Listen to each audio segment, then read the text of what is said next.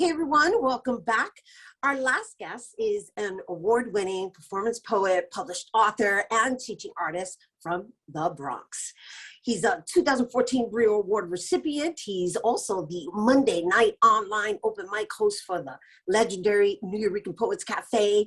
His work has been featured in many major publications, including PBS, LA Times, Fox News, Univision, and he's here to share some more. Please welcome Advocate of Wordz with a Z. Thank you for having me. As I told you before, you are popping on screen. You are looking good.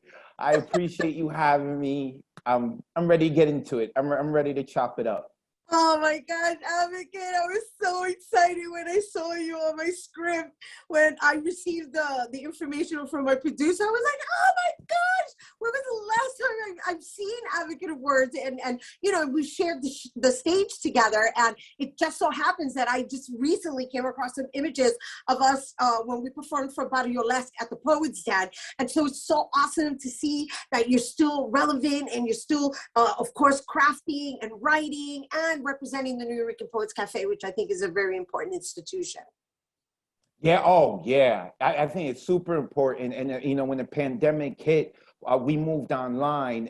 You know, I personally was really worried, like, you know, how are we going to handle this? And we've moved online, and luckily, you know, the community has moved on with us and they have supported us. So it's a beautiful thing. You know, I'm lucky, especially, you know, like as artists in the pandemic, the first thing to go with any kind of budget cuts are the arts, right? So lucky we got online. Yeah, well, it's lovely the way you've been keeping it alive, right? So I introduced you primarily as a writer and a poet, but you know, you're really a creative because you also work on camera, you also edit, and one of the things that stood out for me going through your Instagram account was how you've put this, like, I guess we'll call it a sizzle reel of the highlights of your Monday night open mic. And what I found fascinating, aside from the fact that there's a lot of vulgarity, just saying, is how you were able to create like one overall poem with everyone's, I guess, a verse from everyone's piece. I thought that was so dope and clever. Thank you. So yeah, so we've been doing the Monday night online open mic for about a year and a half, 72 weeks. Right, so like a year and 4 months, 5 months. And like I always tell people, like I got really lucky with a really good community who has a lot of talent. And as you know, when it comes to promoting, you're always finding different ways to promote. So I decided to put together like a highlight reel, a sizzle reel of the Monday nights that we have, and kind of put it together like a found poem, take lines from each poet. And I really enjoy doing it. And, you know, it's not easy, but it really feels easy because there's so much talent and there's so much that I can pull from. So the hard part actually is having to cut lines out that are really good, because I'm trying to keep it down to 2 to 3 minutes so people can get a feel for what the community is and want to participate and then show off the community. You know, I want to show off the poets. They're awesome. Yeah, so I'm glad you like it. Yeah, show off the eroticism.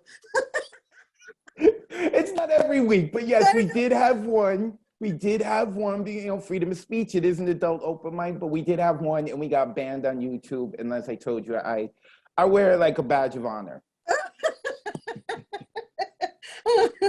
Oh, so which leads me into, how's fatherhood treating you?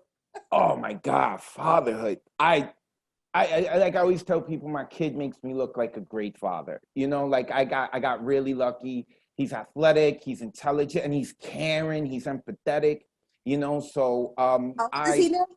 He's 11. He's Nice. 11. He turned 11 years old this year. So he's just, I can't go into enough. Like a lot of people will see us and be like, you're such a great dad. And I'm like, really? I don't know. Like, he just makes me really look good. He's my first and only kid. So like, you know, what do I know what I'm doing? And, you know, I'm not to get too serious, but I'm also trying to like break generational curses, you know, and I'm able to see that. And it's beautiful to see him grow, his personality grow. You know, sometimes I miss him being 3 or 4 years old. Like, that's a really cute stage and whatnot, but he's still awesome. Like I always tell him, he's my favorite person in the world. That is so awesome. Oh my Yeah. gosh, that's so awesome. Oh my gosh, you do sound like a super dad. And I get it. You know, I'm a mom myself, so and mine is 12. So I get that connection of just really being conscious and mindful in the way you're communicating. And that's what it sounds like. I mean, you are advocate of words. I'm just Yeah. saying. I'm just He, saying, right? he's performed poems at the cafe. He'll come to me when I teach classes. He'll come with me. He'll check all of that out. So he is soaking it in. And like I also tell people, like, I like my kid. You know, as a parent, yeah, you love your kid, but do you like your kid? I got lucky. I like my kid. I have a very likable kid. That's awesome. But also, you know, bringing it back to you, you're so humble and you're always giving it, you know, sharing the flowers and just flowering everyone else. But the fact that you basically identify as advocate of words, you know, which places you in this realm of being a communicator, right? Not only as a writer and everything, because you've affirmed it, you put it out into the universe. And also you all belong to a group called Grito de Poetas. That's how I met you very, very many years ago. And I know you all branched out and went your different ways, but I understand that you're all still together. And so just carrying it on and passing it on. And of course, your son is your legacy. So it's just really refreshing to see it, because I can feel it just by the way you're expressing it. Thank you. Yeah, yeah. So El Grito de Poetas began like almost 2 decades ago now. Not just yet, you know, and I know that's confusing your audience because I don't look a day over 21, but I'm actually 41. I appreciate everyone thinking those good thoughts about me. But yeah, you know, and all the poets, and over time, it's like if you look at like music groups from the past, sometimes some members come in and some leave. So it's been like that. But it was such a blessing to have worked with everyone who's in the group, who has come in and has left, like, you know, like to get together with a writer group who is creative and is able to like push you and show you a lot of love has been super important to me, you know, as a poet, as an artist. And like, you know, like in our industry, we hear the word no a lot. So it's important to have that like kind of support and also like that friendly competition. You Yeah. know, like, oh, you did that. Well, watch what I'm gonna do now. So it's a beautiful thing, and I got super lucky.